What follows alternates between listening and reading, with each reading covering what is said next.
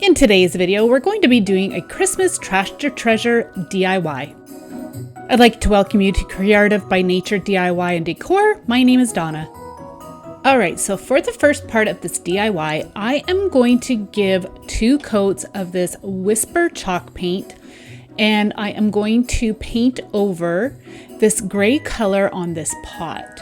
I like the rustic feel of the pot, but I don't use much gray, so I wanted to paint it to match my decor. Once the paint is all dry, I am taking a coarse grain sanding block and I'm distressing the edges, and I am exposing some of the color from underneath. And I'm even going along the sides and exposing some of it. Now I take a rag and I remove any of the excess dust. Now I'm going to be using some walnuts gel stain, and I am going to apply it all over the pot. I'm going to make sure that I get into some of those grooves and also concentrate on some of those distress points to really make those spots pop. If you're new to my channel, I want to say welcome, and I'd love for you to join my community by tapping on the subscribe button along with the bell to keep up to date with everything I have to share. So just continue to add as much of the stain as you'd like. You could use some antiquing wax if that's what you have, but I'm just using whatever I have on hand. So now I'm using a fine grit sanding block, and I'm just going over the surface gently and just exposing some of the white paint from underneath. It really just gives an interesting texture. Now I'm giving a coat of the matte decoupage glue just to seal everything in.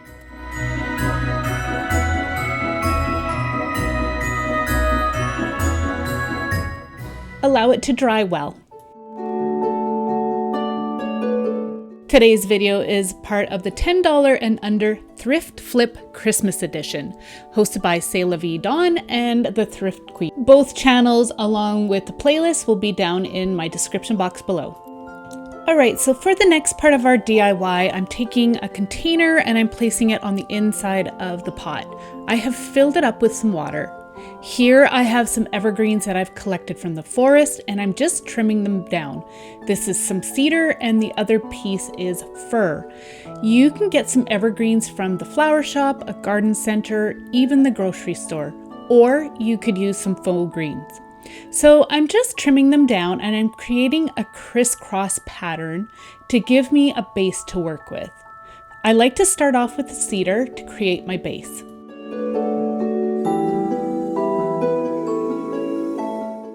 Now I'm going in with the fir, and I'm removing the pine needles from the bottom portion of the branch, and I just trim it down and then put the branches into place.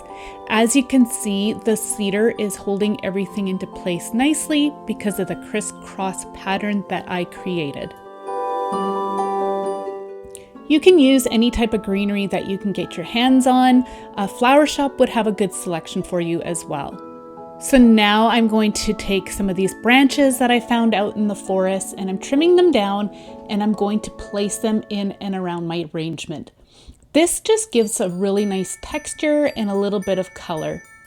You could go ahead and use some faux berries if you'd like, or some flowers.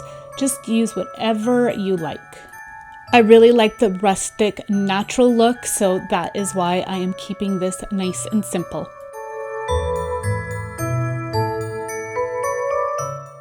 So now I'm going to be adding some pine cones. I foraged these pine cones again from the forest.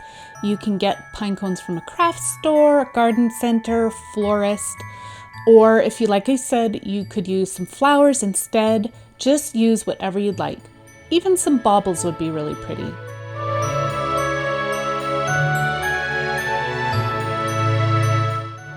I'm just tucking the pine cones in and around within the branches.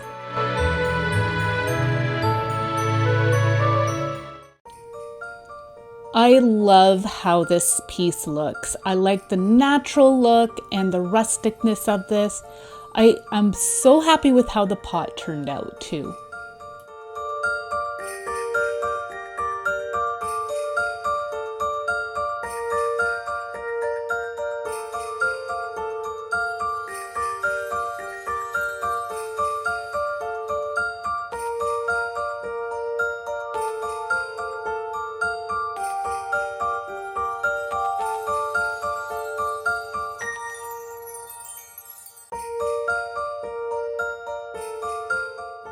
I would love to know what you think of the arrangement and the pod.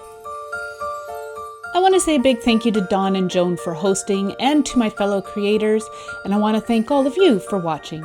See you in the next one. Bye!